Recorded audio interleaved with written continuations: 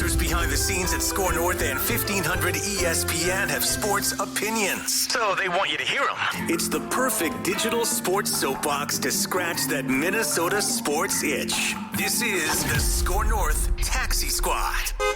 Gobble, gobble, Minnesota sports fans, and welcome to another episode of the SKOR North Taxi Squad, available on SKORNorth.com, the SKOR North mobile app, Apple, Spotify, and if you want to see my double chin after eating a whole gigantic bowl of gravy and mashed potatoes over the weekend, well, you can see it next week on the SKOR North YouTube channel. My name is Jason Stormer, along with AJ Fredrickson and Artis Woods, and before we get into all the turkey talk, what we're thankful for, what we're going to eat on Thanksgiving, before we get into what happened to the Minnesota Vikings on Sunday Night Football against the Denver Broncos, and before we get into the preview of the Monday Night Football game against the Bears, a little breaking news happened over the weekend. Mr. Woods here has found his Mrs. Woods, Artis Woods, and his lovely now fiance Bernice got engaged over the weekend. Congratulations, man. Way to go. I appreciate it, man. It was time. We were 5 years in, man. It was time to make that move, so I'm happy that I did it, man. It's been a whirlwind, honestly. So I appreciate all the love, man, and it's been great. It's honestly been great. I'll start working on my ordaining skills so I can, do the ceremony. Jason, you'll be on the turntable. Yeah, I can right? be the DJ. Hey, any way I could save some money, my guys help me out. I'm with it, man, because we all know how expensive everything can be, and I already spent a fortune on The Rock. So shout out to you, babe. I iced you out. Yes. I iced her out. It was right. I only had, I had to. You had to. For the wifey, I had to. So, but I appreciate it. I will say that is 200 IQ planning, because right before the holidays, you're going to go back. You're going to families. Yes. And I'm sure you've heard it for the past couple of years. Artis, when are you putting a ring on her finger, huh? Man, what's taking you so long? I already did, Grandpa. Yes. So settle down. Exactly. Liked it, and I put a ring on it. Yeah. Yes, exactly. Yes. And I bet a lot of people buy engagement rings between Thanksgiving and Christmas, because I bet a lot of people propose over Christmas. So way to go, Artis. Way to get a head start on everything, and congratulations to you guys. I wish you happiness throughout the entirety of your lives. The honeymoon phase is just beginning for the Woods family, but is the honeymoon phase over for Josh Dobbs and the Minnesota Vikings? Oh boy, a 21-20 loss to the Denver Broncos for the Vikings on Sunday Night Football. It was a game that, let's be honest, guys, the Vikings probably should have won. It felt like throughout most of the game, things were in control. The defense was playing great. The Denver offense wasn't doing anything. But somehow, some way, Russell Wilson does it again to the Minnesota Vikings. A game-winning late touchdown score to Courtland Sutton, and just ended what was an awesome 5-game winning streak for these Minnesota Vikings. So, guys, let's get right into it. What were your quick reactions to the game? How are you deflated after this loss, or are you still feeling pretty optimistic about how this Vikings team is rolling, especially if Justin Jefferson's return is on the horizon potentially? It's a frustrating loss. I think they played good enough to win the game, but you turn the ball over 3 times. Josh Dobbs had, I think he was credited with 2 transition or the under the snap fumbles. I forget what the correct terminology there is, but just the frustrating part is, and I pride myself on not being this one thing was the reason why you lost, because there's a million literal instances throughout a game where this impacted this and that led to this. So you have the butterfly effect essentially on it could have gone a lot of different ways. But to have one of the first snaps of the game be a trick play where you have TJ Hawkinson take the snap as the QB, and then you go to Josh Dobbs essentially in the tight end role, and he gets absolutely cracked. Mm-hmm. But then he comes out the next day, the next morning, NFL deliberation, 4-game suspension, repeat offender. We're not calling that during the game? I feel like you don't just waltz into the stadium, throw on the uniform, and be like, all right, just like these players watch film on each other, I'm sure the referees know, hey, we have these personnel in the game. Here's what we should maybe look for. This guy's, he was really handsy last week. He got away with a lot of stuff. Mm-hmm. How do you not know this guy's coming off of a suspension for this exact play? Yeah. You have to be, one, knowledgeable of that. And two, you're right there watching it. There's a lot of instances where you can kind of hold the flag. Like when the ball comes out on a fumble, I get it. You're going to let the play maybe develop. But come on. Yeah. Throw a flag there. The player's safety. For what we've seen this season and last season for guys getting fined for some of the weakest calls that I've seen in football. Roughing the passer has been a very hotly debated topic here recently, which is like, you breathe on him wrong, or you didn't hug him to the ground soft enough. And now, hey, roughing the passer. You're telling me that right there, that crown leading hit is not something you want to throw a flag on to at least like look at? Yeah. Because you can pick it up, I'm pretty sure. It's ridiculous. But like I said, I'm going to be upset about that momentarily, but that's not going to be something I lose sleep over because, frankly, other than that, they still played good enough to win the game. The defense looked amazing. Brian Flores, I keep saying it, I feel like every week now I'm a broken record on DJ Stormy Storms' turntables. Really good sound effects, actually. Thanks. He's kind of reinvented this defense, and from what we saw last season, it's night and day. When they trot out there, I'm like, you know what? They might actually get a stop. They might force a 3 and out. Yeah. Last season, it was like, well, they're going to score. Is it 7 or 3? What are they getting? So you're going to at least get to the red zone. Exactly. Right. Exactly. Guaranteed the Donatel special. But for how many times that they got put in a bad spot with bad starting field position for the Broncos, 5 field goals they limited them to. I mean, it was just such a good showing. Sure, you maybe want to get a turnover or two just to kind of even out that battle throughout the game, but it stinks that down the stretch, the last time that they really are on the field was for that game-winning drive by Russell Wilson. Samaje Perine, 40 yards on 4 catches. That's the time where stuff starts to lighten up and they start kind of dinking and dunking the Vikings to death. Mm-hmm. But other than that, I mean, it felt like they were in so much control until that last drive. And so that's the frustrating part for me, but I'm not going to let that like ruin the season. I think Josh Dobbs still, he looked fantastic in the first half, not as much in the second. And that could be like a mixture of coaching and like game plan strategy in the locker room at halftime. But I feel like we've seen this 2 weeks now. If you're up, keep the gas pedal down. Yeah. Put your foot on their throat. Put it through their throat for all I care. It's Sean Payton.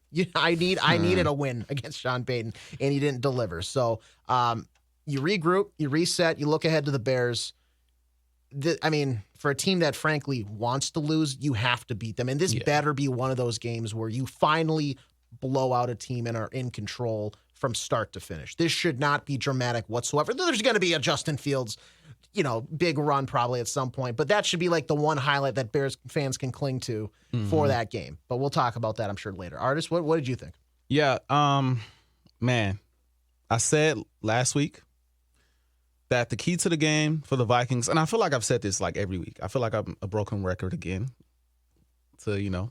Sorry, the Timberwolves game's about to tip off. I'm distracted. Should focus on my podcast. No, it's like, what? But no, legit. I said this last week, and I'll say it again, and I've said it before, and I'll say it again. You cannot win these type of games turning the ball over 3 times. You just can't. And for a team like the Denver Broncos, who have lived off forcing turnovers the last 3-4 weeks, I said coming into the game, you can't do that against them because they will find a way to beat you. So at the end of the game, if I didn't watch a minute of the game and someone say, the Vikings turned the ball over 3 times and Denver didn't turn the ball over at all, I would say the Vikings probably lost by at least 7 to 10 points. I was shocked that they lost by, 1, ultimately. I thought they competed well. I thought the defense played really well in the first half. I thought they were okay in the second half, but they allowed Russell Wilson to kind of move the ball up and down the field at will. Maybe not put up a ton of points, but he still, he had over 250 passing yards, which is something that he hasn't been able to do in, 3-4 weeks now. Yeah. And so I thought it was, up and down for the defense, but I did think they did a decent job. Again, much better than what we saw last season out of this defense. The game-winning touchdown to Sutton frustrated me as a fan. Young player, but at the same time, you got to be decisive. You got to be decisive. Do you want to, get your hands in between, the defender or the player's arms to knock the ball out, or do you want to try to force him out of bounds? You got to make that decision quicker. That's something he'll learn. But all in all, I picked the Vikings to win this game. ultimately, I walked away like it didn't hurt you much in the standings. For my expectations, I don't think they were going to come back and win the division, even if they won this game. I didn't necessarily foresee that. So it doesn't really change much as far as what I think about the Vikings going forward. As far as Josh Dobbs is concerned, I feel like at some point he was kind of due for a letdown game, even though this wasn't a terrible game. It wasn't a terrible game. But I think he was due for a letdown game, given what we've seen in the previous 2 games. Ultimately, I think they'll be fine. Like you just said, AJ, they're about to play the Bears, who I have no faith in, especially knowing that they're really not trying to win. And even when they're trying to win, I mean, you're up like 10 with 5 minutes left, or 11, I think, or was it 9? Somewhere around in that range with like 5 minutes left against the Lions, and you smoke that game away. Yeah. I think you should beat the Bears. But, as far as this game is concerned, I mean, you just got to chalk it up to stop turning the ball over. Stop turning the ball over. I know. Broken record. I mean, we've been saying this every week except for what? Didn't they have no turnovers against the Saints, and we applauded them for that? I believe so last week. I believe so. It's just so frustrating. And look, I'm gonna dig into KOC just a little bit for that play call.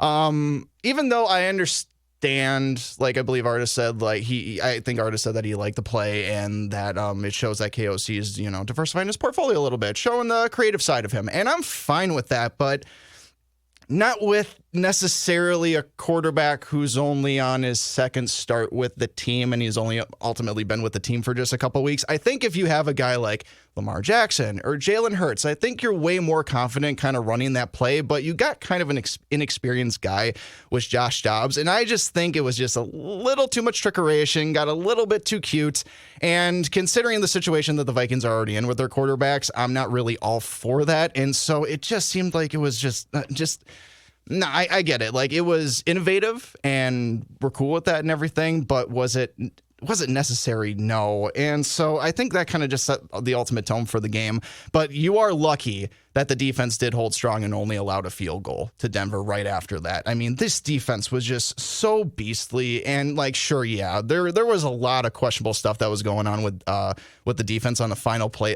drive of the game for Denver. Like AJ mentioned, why is Samaje Perine getting all of these little dink and dunk kind of things and getting 10 yards, just gaining so much field position? I just didn't understand really what exactly the mindset was into trying to prevent the Denver Broncos from gaining any yards on that drive. They just seemed to move the ball down at will, and it set them up nicely. I think they were at the 15 or 20 for that touchdown pass to take the lead in the game, and it was just really frustrating what was going on. But for the most part as a whole, I mean, this was just a great defensive outing. Danielle Hunter did exactly what Danielle Hunter's been doing. I believe now after this game, he has the 5th best odds to win NFL Defensive Player of the Year. You got the obvious guys like Myles Garrett and Nick Bosa and those kind of guys that I believe are above him, and Micah Parsons too. So it might be tough for Danielle to get that going up against those guys, but it is kind of nice to see the recognition that he's finally deserving, especially because we talked about that last week too. Let's get Danielle's name hyped up with all the other stars on defense in the NFL. But otherwise, yeah, I don't really put this game on Josh Dobbs by any means necessary. I mean, I don't blame him whatsoever for fumbling on the opening drive whatsoever. Again, I think he was just kind of put in a pretty questionable position by the coaching staff to try to make that play work.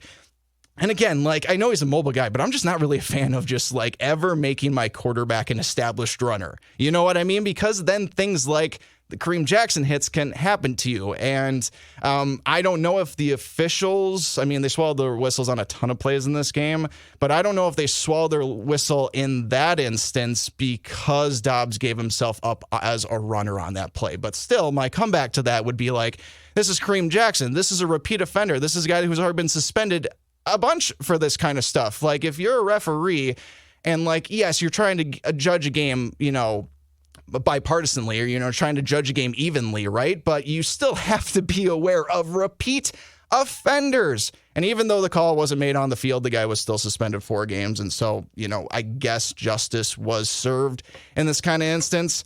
But yeah, I'm just curious, guys. We've had 2 starts now with Josh Dobbs at helm of the quarterback position, and I think we've liked what we've seen so far. But sure, some flaws have been exposed. The turnovers, obviously a huge issue, but Josh Dobbs had turnover issues before he came to the Minnesota Vikings, and Denver was a super hot team with takeaways anyway.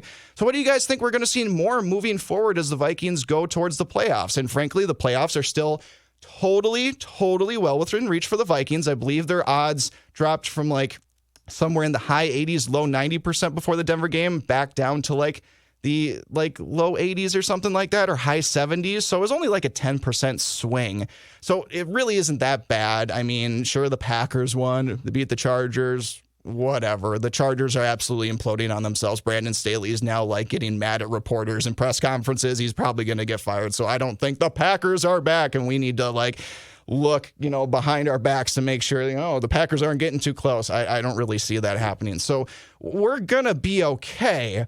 But it is still just frustrating that you give up this loss. And so do you guys think that we're going to see more of, the Josh Dobbs Vikings against the Saints moving forward, or the Josh Dobbs and the Vikings against the Broncos moving forward, starting kind of with the Bears this upcoming week? I think with the Bears, who did completely blow their game to the Detroit Lions. Like, let's be real about that. The Bears totally just because they're the Bears. How? It's because they have probably the worst culture in the entire NFL. It is just top to bottom, just diseased in that building, in Hallis Hall or whatever they call it. So anyway, what do you guys think? Which Vikings team do you think we're going to get here, at least against the Bears? The one more that we saw against the Saints, or the one that we more saw against the Broncos? So when I look at this matchup, I think you'll see more of what we saw against the Saints. I personally, from my viewing of it, they're more suspect against the passing game rather than the run. So I feel like that's going to let Jordan Addison, TJ Hawkinson, heck, even Brandon Powell, who I was actually impressed by this past week. I don't think we're going to see Justin Jefferson. I don't think there's that urgency or that fire. Because one, frankly, he's not signed yet. He's not extended yet. Two, it's not like this is the make or break game. If they would have lost 2 weeks ago, then maybe as well. But I think with their bye week right after this, you're going to have that extra extended period of he's able to rest before you have to officially reactivate him. So you're going to, I think, use that just for the sake of you don't want him to re-aggravate it. You'd rather have him in week 17, 18 than you need him against the Bears. I just don't feel I'd rather have him against the Lions than the Bears, if that makes sense. I think this is going to be a situation where KOC is going to get the stew going. He's going to get the leftovers. Oh, the Thanksgiving leftovers are going to be there. He's going to get a little turkey. He's going to get a little bit of gravy. He's going to get a little bit of the mashed potatoes left over, and he is going to... Don't forget the mac and cheese. Which I'm in charge of this year. Got a lot of pressure on me to make good mac and cheese. He's going to get that lots of bacon in it. Big open-faced sandwich going. He's got the bread down. He's got the mashed potatoes. He's going to get the side of mac and cheese. Even, you know what? His carrots are going to be darn good, too. His Brussels sprouts are going to be seasoned, ladies and gentlemen. But I think KOC is going to cook when it comes to the Bears. Because one... it's the Bears. And two, Matt Eberflus, I think, is panicking. His LinkedIn, he's resetting his password right now because he's going to need to hit that up come Tuesday morning. It's going to be, I think this is going to be it's going to be an air raid. Josh Dobbs is going to be up there for he should have won offensive player of the week. It's unless Jordan Addison has 3 touchdowns, but I think the passing game is going to succeed here, and you're not going to have to rely on the run game, which, frankly, you haven't been able to this year. Yeah. I do want to see more Ty Chandler, but back to your question of my final answer, you're going to see more of the Josh Dobbs we saw against the Saints rather than the second half of what we saw against the Broncos. Josh Dobbs is going to thrive because KOC is going to cook. Yeah.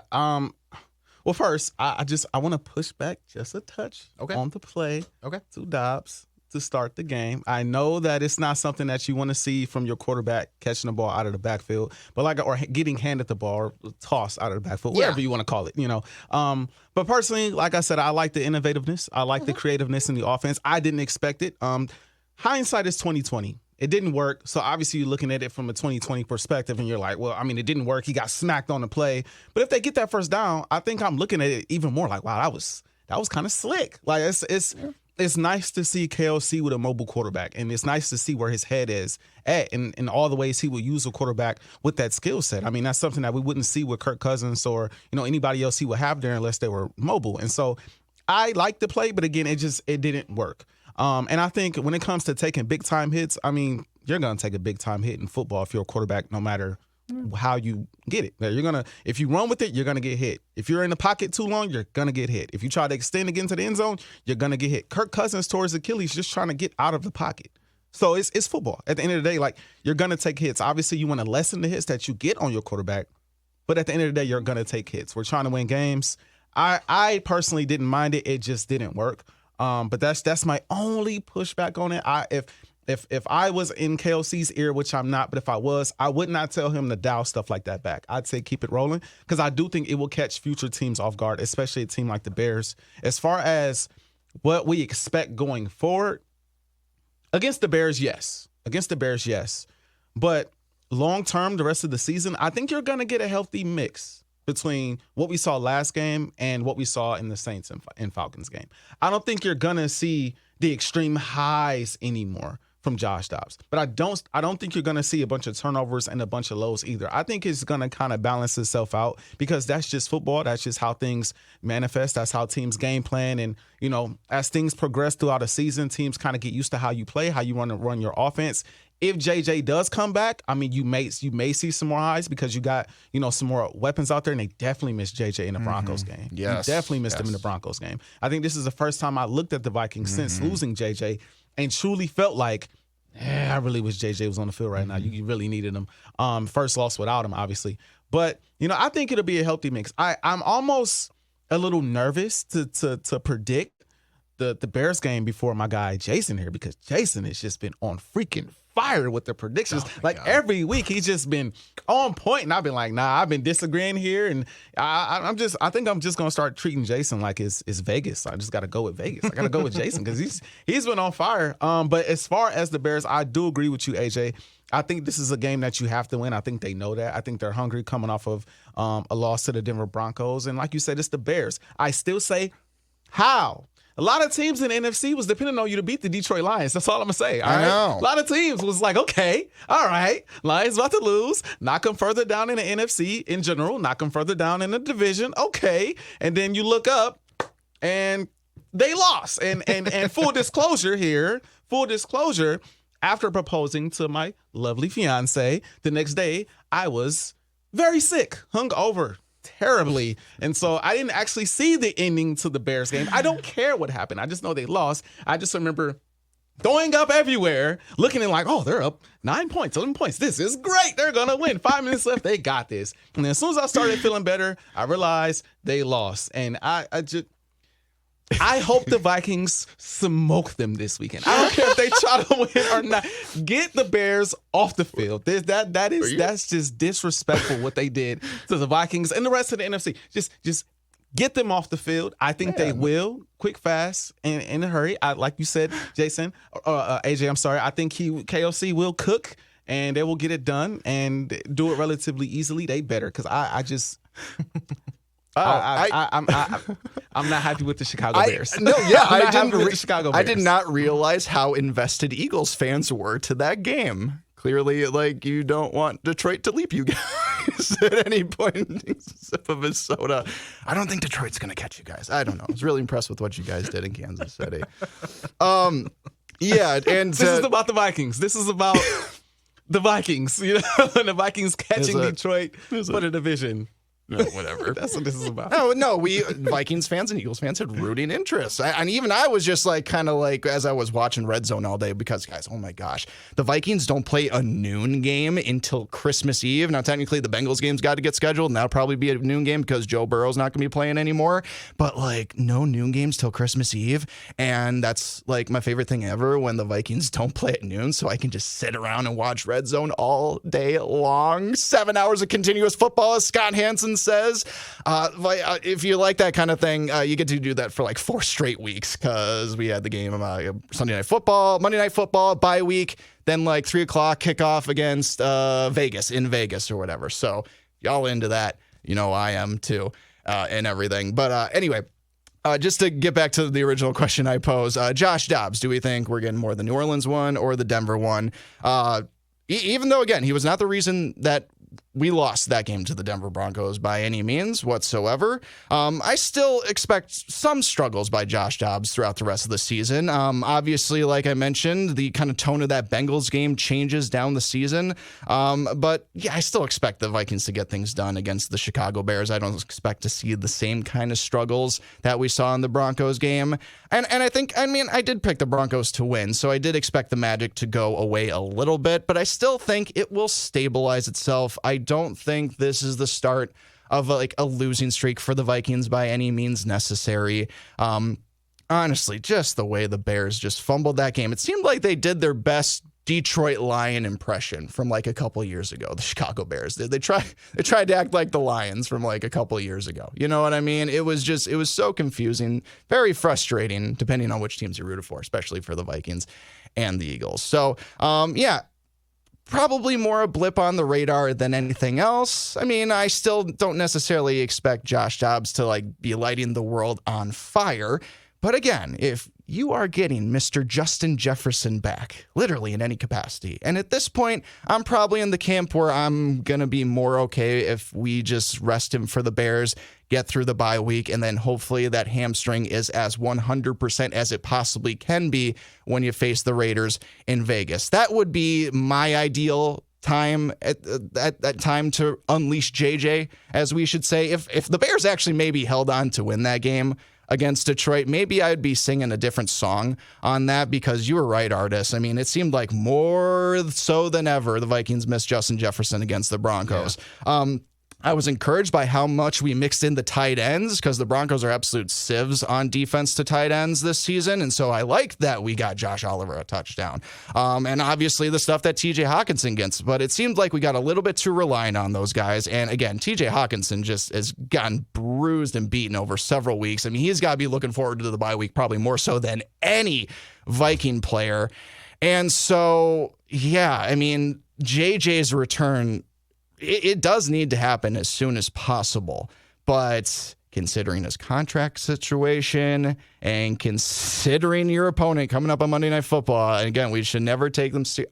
We should always take them seriously. It's an in-division rival. I get that, but it just seems like the Bears, they just, I don't know, man. They just seem very disinterested when things are going on, even though that Justin Fields is back and giving them a little bit more life on offense. And I believe Khalil Herbert is back too. And everything, it just, I can't. Smoke them.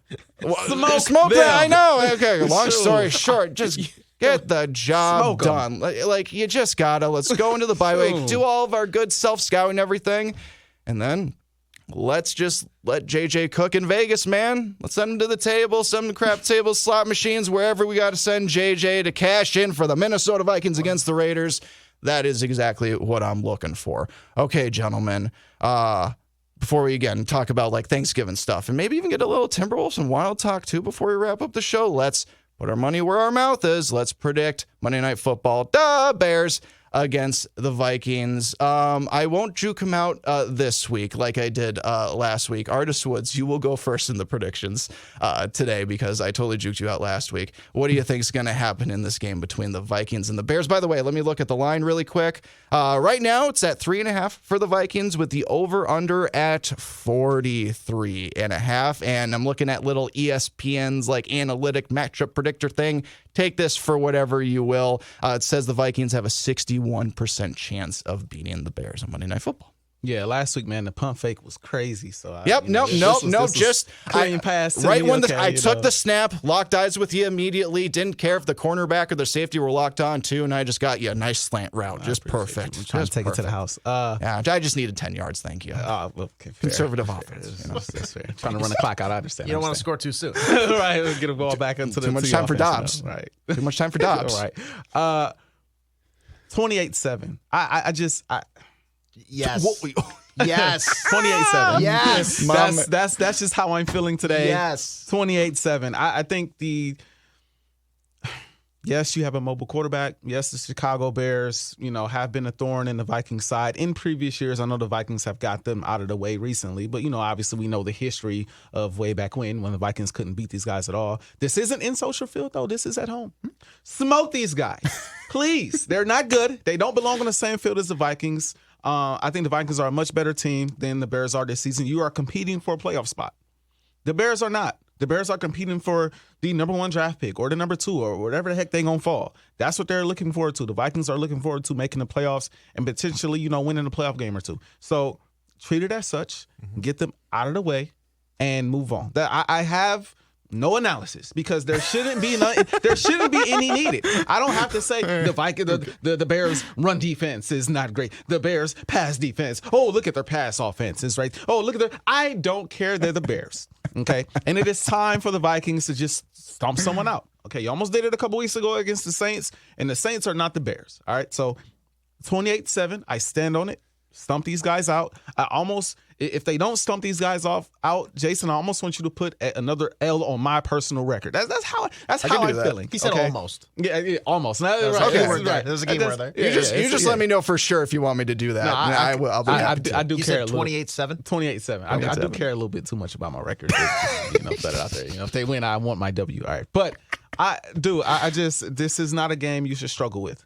Coming off of a loss, competing for a playoff spot, you cannot afford to lose this game at all because you do play the Lions twice, coming up. You do play, the Bengals don't have Joe Burrow, so you probably win that game as well, easily. The Raiders game you might struggle with, though, because I kind of like what they're building, and they're also kind of competing to kind of slide in that last spot in the AFC. So this is a game you have to have. I think it is a game they will win, landslide, and, I just think you smoke these guys.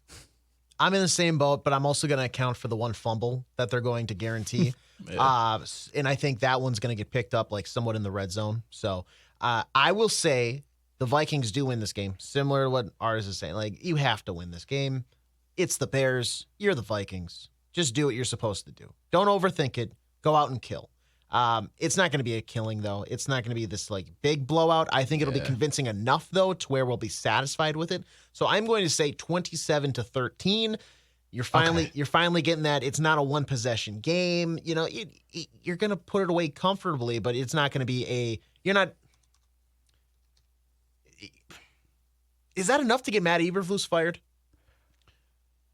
They should have cleaned the entire house, not just him. Well, they should have been enough. We've seen enough already. But he's not going to keep his job. But I just think the dumpster fire has been on fire for so long now that they're just going to let him just play out the season because it's the wheels went off. He's going to stay the entire season?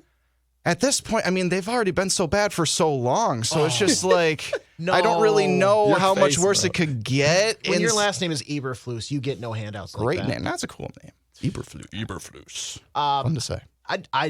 I think it is now because it's a divisional opponent. It's a rival. You're not gonna you're gonna fire somebody after Thanksgiving. Yes, absolutely. This is the NFL. I know. This is the NFL. I know. I've seen players cut on their birthday where the team tweeted out a graphic to congratulate them on their birthday. Oh, I know. And then 5 minutes later, hey, by the way, buddy, you're cut. 27-13. Two rushing touchdowns and in the air for Josh Dobbs. Love it. Absolutely love it. Yeah. All right. I'm also going to pick. You better not predict the close game. You better not. You better not do this to us. Here, you ready? It's going to be 31-28 Bears. Ooh. Vikings win 26-17. Okay, 9 I'll points. Take it. 9 points. That's more than a one-score game. I think that's the first time I've done that all season long. So. Look, again, I talked about how deflating it was for the Bears to just completely just lose to the Lions in that fashion. That was just so deflating. Terrible. And I just don't. Again, Eberflus is going to be gone. The timeline of when he's going to be gone, we don't really know yet. But can't imagine just how it feels as a coach just walking around and just knowing that your days are numbered and just being a player for that coach. And sure, you probably feel bad for them and maybe you can draw inspiration from that. But I just imagine that is just probably one of the most dead locker rooms in all the NFL. Maybe I'm wrong. But I'm not feeling very hopeful if I'm a Bears fan. Now, yeah, Justin Fields did have a 105.2 rating against Detroit. And actually, I was surprised to read the stat that Fields has a 6.5 touchdown percentage, which is actually first in the NFL. It's just that the Bears don't score a lot, and so that's why it's kind of like buried that way. But what I'm really encouraged about, and even though we've talked about this a ton, is the blitz for the Vikings, because even though Fields has a 92.7 rating and 4 touchdowns against the blitz, he has been sacked like at least twice or more in every single game this season. So if you are able to close in the pocket on him and not let him get on the edges, like, you're actually going to have a lot of success of, getting Justin Fields in negative territory. Little worried about DJ Moore. He kind of awoken against the Lions last week. He had been kind of struggling with what was the name, Tyson Bagent or whatever, when he was at the helm for the Bears. Well, Fields was nursing that was a thumb injury or something. Mm-hmm. He went over for 100 last week, even though Minnesota, the defensive backs are holding receivers to a 70.4 rating. See what Cole Kmet's got. I mean, he's been a solid tight end for them this year. He's kind of emerged a little bit. He's got, I believe, 6 touchdowns this season for the Bears. But again, this Vikings defense is playing just out of its mind right now. Got a little leaky again at the end of the Broncos game. I understand that, but this defense has allowed under 22 points in 5 of its last 6 games. And so I expect a pretty staunch defensive performance by the Minnesota Vikings, keeping the Bears under 20 points. Yeah, probably a turnover by the Vikings at some point in the game. 2. Maybe 2, maybe 3. Never know. Happy Thanksgiving. Yes. Yeah. Here you go, Chicago. Exactly. But no, still a little optimistic that the Vikings are going to get it done on Monday Night Football. A 26-17 victory for the Vikings. We're all picking the Vikings this week. How about that? That's awesome. Smoke them. Smoke them. That's all I got to say. Like a good turkey. Smoke them. Smoke them. Get them out of here. Get them out of here. You know who may smoke the Philadelphia 76ers tonight without Joel Embiid, and that's probably why you're going to smoke him, is the Minnesota Timberwolves, guys. You didn't like that one? That one was not as good as the other one. You set the bar really high. I know, that's my fault. Yeah, I could have transitioned. There was really no winning after the other one. Yeah, you're right. It's like when the first season of a show is really, really, really good, like the first season of Westworld or something like that, and everybody was like, "Oh my gosh, this is awesome!" Prison Break. Yes, Prison Break 2. Lost might be one of those shows as well. People didn't like the ending to that. It's like having a really good first season, and then I ain't gonna lie. Prison Break was really good. I did like Prison Break. That's the thing. Prison Break was awesome. It might be the best single season of television ever. Yeah. The first season of Prison Break is incredible. But then I saw. Yeah. Oh, sorry. I didn't mean. No, you're good. I said that to myself, not to you. Sorry. Just thinking out loud. I'm sorry. What were you saying? I thought of another show, especially when I say the show I thought of too. I talk to myself all the time. This is how I keep my sanity most of the time. No, but then when they started doing the season 2, I tried watching it. I just couldn't get I was like, okay, get into it. It's just it gets repetitive. I enjoyed it. You're running the same thing back, except you're in Mexico this time. Yeah, that's very true. All right, okay. What were you talking to yourself about now? True Detective. That's the ultimate show where it's an awesome first season and then the second season just completely implodes on itself. I didn't watch it, but the reviews were so bad that I didn't even bother. But the first season with McConaughey and Woody Harrelson, magnifique. Just like the Minnesota Timberwolves record in the Western Conference of 10-3. And back, baby, just like that. Anyway. And if you don't like that, you don't like Jason Stormer transitions. You don't like SKOR North podcasting anyway. 10-3 record. That's best in the West. Whatever. It's okay. Thanksgiving's right around the corner. We'll be fine. But yeah, guys, this is a 10-3 record. It's not the best in all the NBA. The Boston Celtics, who we beat, own that at 11-3. But again, just another real encouraging week for the Wolves. And what was probably more encouraging than ever was just the play of KarlAnthony Towns this week, guys. I mean, for all the criticism that we were wondering about, hey, what's up with this slow start with Cat? He really responded against the Pelicans and the Knicks. That Suns game was kind of tough to take the L on there. A lot of people are saying that was just a scheduled loss because he had back-to-back with the Warriors, which I kind of hate that term, scheduled loss, because it kind of just allows complacency and just kind of allows a fan base to kind of be passive about, I guess we don't have to put in as maximum effort as we should tonight. But I understand with the new load management rules that like maybe this isn't something that like Timberwolves fans should get as upset about, but I just know like a lot of people are kind of like pissed about kind of the effort, at least defensively, that they had against the Phoenix Suns. But they got back on track against the Zion-less Pelicans team. And even though Tom Thibodeau was screaming at the top of his lungs, nobody could hear anything. He still got a W against the New York Knicks. So solid week for the Timberwolves. Yeah, if I'm not mistaken, they played the Suns on a back-to-back-to-back. If I'm not mistaken, they took a game in between the two Warriors games, but then after the second Warriors game, straight to Phoenix. Yeah, yep. See, and that's tough. That's the only thing. All of them being on the road.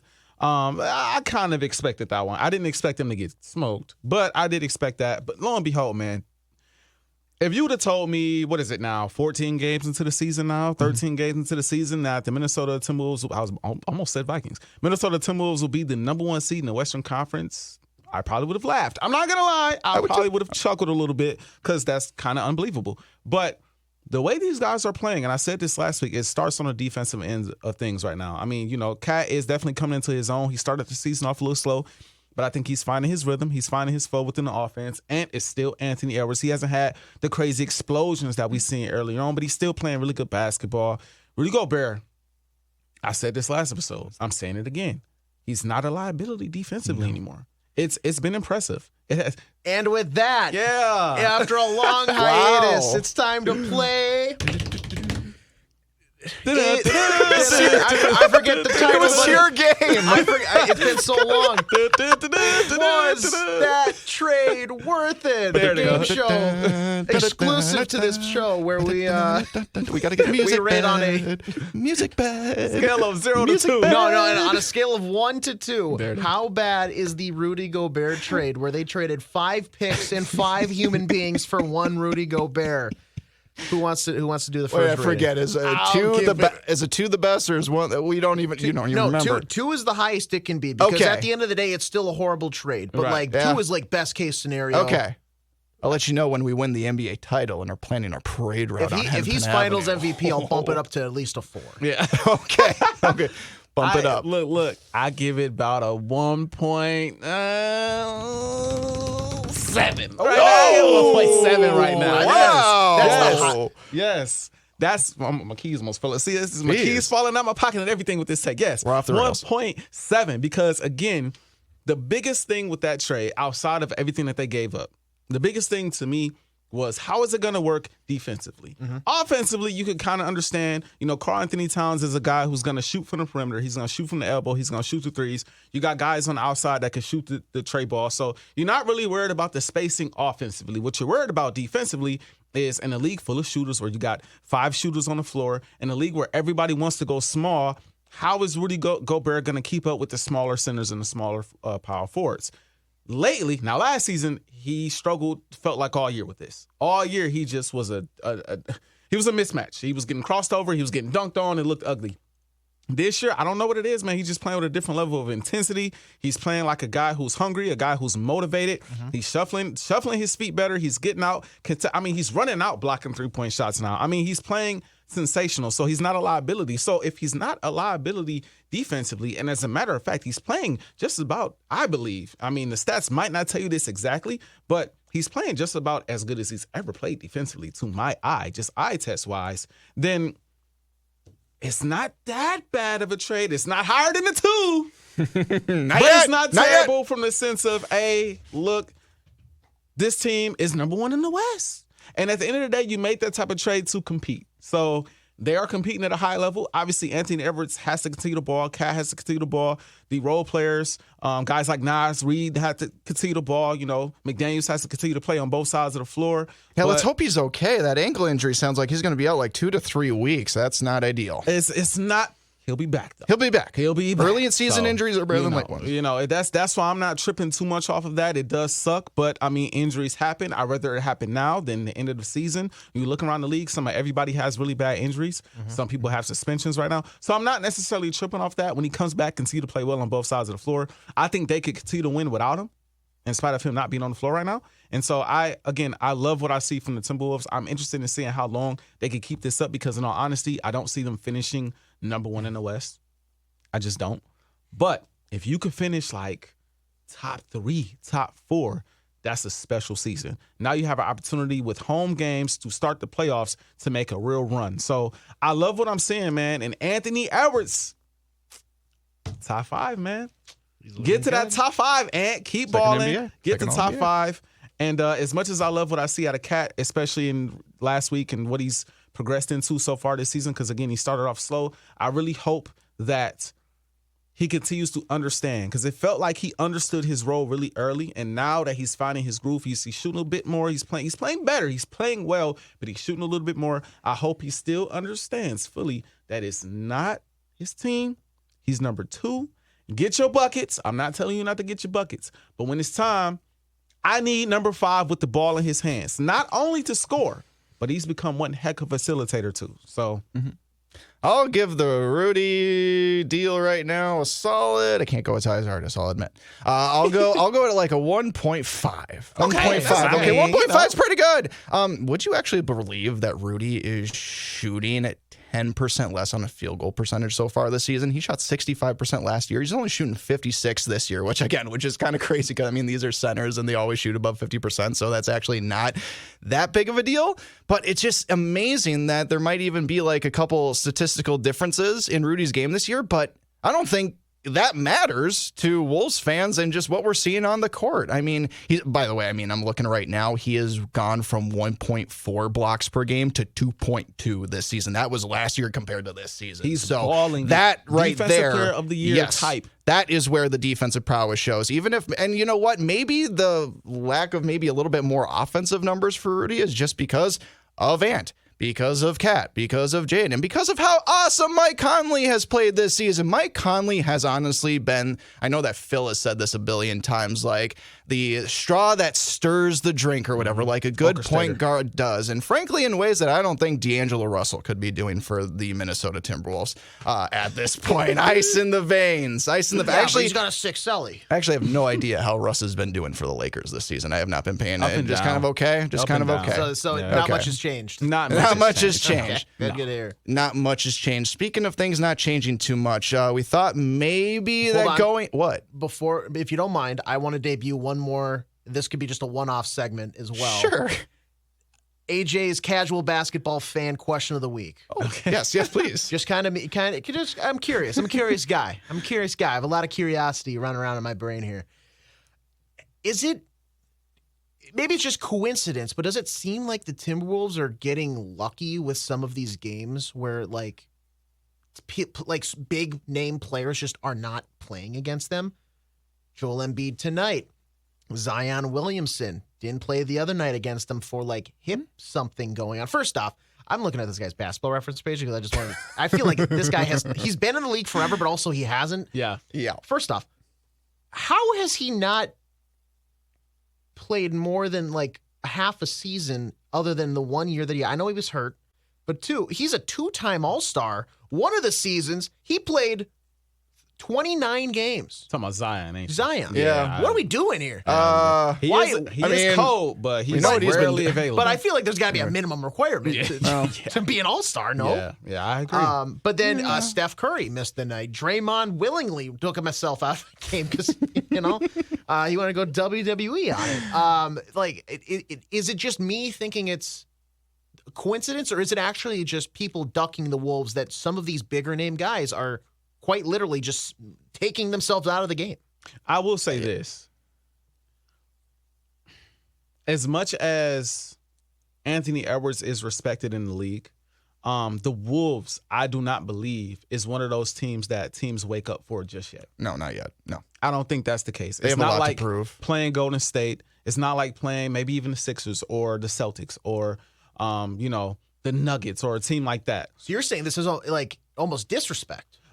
I think you're saying like if it was the Lakers and LeBron, people are not they're not going to use a load management day on that. I think it's a mix. I think that there are obviously real injuries, but I think that in some instances with certain players, especially star players, certain games they circle. I'm playing this game. I'm playing against LeBron. I'm playing against Kevin Durant. I'm playing against Tatum and, stars and the headlines of the NBA.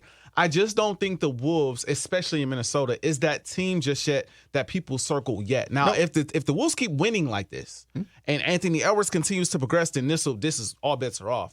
But I do think to an extent there's a little bit of that. I also think, again, to an extent, there are real injuries. I mean, things happen. It's very early in the season. You don't want to make things worse. It's 82 games in a year. So I do understand it from that standpoint. But the last thing I'll say is this, and I'll pass it to you, Jason. A great friend of mine told me this. I forget who the friend is, so I'm sorry to the friend if you're listening. That is not the Wolves' problem. It's not their problem. If you want to sit out and take an L, sit out and take an L. But the Wolves are going to run out with who they have available, healthy. And if they beat you with that team, that goes on your record. So that's just kind of how I see it. But that's my take on that. Okay. No, I think like nationally respect won't be earned for the Wolves until they like do one of two things: either win a playoff series or have your stars reach such a level of recognizability that no matter what they do or what the success of the team is, that those stars are always constant, kind of like Dame Lillard out in Portland. You know what I mean? And so I just, I don't think, it's mild disrespect, maybe. And I always feel bad. I mean, I know the whole reason that they're doing this load management is because they're just trying to, abide by ticket holders, ticket buyers and stuff like that. There's been way too many people who have bought tickets for a game months in advance, and then they go to that game and the star players that they wanted to see aren't playing. This was a huge problem with the Spurs and the Warriors the last couple of seasons. And especially like the Warriors, people are buying their tickets months in advance for a team like that. And then, Steph's not playing. Clay's not playing. I think the in-season tournament has also thrown... Right. I think the in-season tournament kind of is throwing a loop through things with the load management right now in the NBA, because your stars are definitely going to want to be available for those games. And so I wouldn't be surprised, especially if this in this season, with this being the inaugural season of the in-season tournament, I wouldn't be surprised if you saw a lot of teams sacrificing more of these regular season games if it means that their star players are ready for the in-season tournament games, which I don't know if that necessarily fixes the load management problem that we've had in the NBA this whole time. You've just kind of added this other tournament where it's just like, oh yeah, we need these guys to play, but you're still probably going to rest them. But I know that the NBA has put new rules in everything to limit this kind of stuff. And thankfully, I don't think the Timberwolves have ever really been accused of that. It really has been the older, aging veteran teams who have been accused of this kind of stuff. And hopefully it limits down, because again, you want your best product available pretty much on any given night when you're putting it out there. And obviously, yeah, LeBron's not going to play every night. Giannis ain't going to play every night. We don't even expect Ant, Cat, Rudy, Jaden, Nas, any of those guys to play every night. We get that. Speak for yourself. Right. This isn't 2K. This isn't 2K. I want them to play as much as possible. But if you're going to go play for your country, you can play every night for the Minnesota Timberwolves. I mean, Rudy did the off-season tournament, everything like that. Maybe that's a secret sauce. Literally has the word in there, off. If you're not taking it off, you're not taking the regular season off. Yeah, in my kidding. book. No kidding. That's no fair. kidding. At least not until you lock up a non-play-in playoff spot. Yes. Then I understand. You know what? Then you're preparing for the actual dance. But until then, you're practicing the steps. You're learning the choreo. You're learning to waltz, because as soon as you get on the dance floor, people are going to know whether or not you can dance. Yeah. All right? Yeah. Amen to that. Amen to that. And I know a thing about not dancing. Oh. I'd like to see you out on the dance. No, sorry. I think I worded that That's why poorly. he said that. He said no. I'm just saying I would. I paid decent money for it. I don't know. You got some moves. You got some moves like Jagger. We know I got it. Come on. I have a couple beers in you. Come on. I've got one. It's called Dig the Hole. Wait. There we go. And you thought my gritty was bad a couple weeks ago? Come on. Oh my goodness. I'm just kidding. Well, gentlemen, happy Thanksgiving. We got to end the show off there now. It's off the rails anyway. It's fine. We're not getting back. Happy Thanksgiving, gentlemen. Artis, congratulations again on your engagement, my man. That's just freaking fantastic. Proud of you. Appreciate it. Wish you a lifetime of happiness. We'll be back next week for another episode of the SKOR North Taxi Squad. Even though we're going into the bye week, we will still join you. We will still recap the Bears game on Monday Night Football, give you all the over thoughts about what the Vikings maybe should do going into the bye week. And, of course, talk about anything going on with the Timberwolves and everything else in Minnesota sports. We didn't talk about the Wild today. I mean, I know we didn't, but, like, you went to Sweden and nothing else changed. I don't know what you got to do. And, like, we'll get to you guys eventually, we promise. But, like, it's just very, very frustrating right now. Any final words from you guys before we wrap things up today? Hey, first off, loosen that belt up tomorrow, guys. Don't even wear one in the first place. Wear sweatpants. That's the right. It is. I don't care if you're on a diet. Go ahead. You're with family. Indulge. You're around friends. Indulge. Treat yourself. Have that extra turkey leg. Oh, yeah. Mix that extra cocktail. I don't care. You shouldn't either. Yeah. Happy Thanksgiving is my last words. And shout out to my lady Bernice. Thank you. Woo-wee. Woo-wee. And my last words, I don't even know why I chose to wear this shirt. I think it was the only one that kind of looked fallish for like Thanksgiving. But hey, if the Golden Gopher football team wants to get bowl eligible and get the axe from Wisconsin, that'd be great. You know what I mean? Feel free to do that, guys. It's kind of been a little bit tumultuous season for Gopher football. And if you could end on a high note, that would be very appreciated for all the Gopher faithful out there. Not going to happen. No. Heard it here first. The axe is going back to Madison, folks. Oh, boy. Oh, boy. Anyway, thank you for joining us for another episode of the SKOR North Taxi Squad. For Jason Stormer, Artis Woods, and AJ Fredrickson, you can listen to us on SKORNorth.com, SKOR North mobile app, Spotify, Apple. I'm pointing to it. Lovely faces, though. The SKOR North YouTube channel. Have a happy Thanksgiving, everybody, and we'll talk to you next week. Take care. Bye-bye.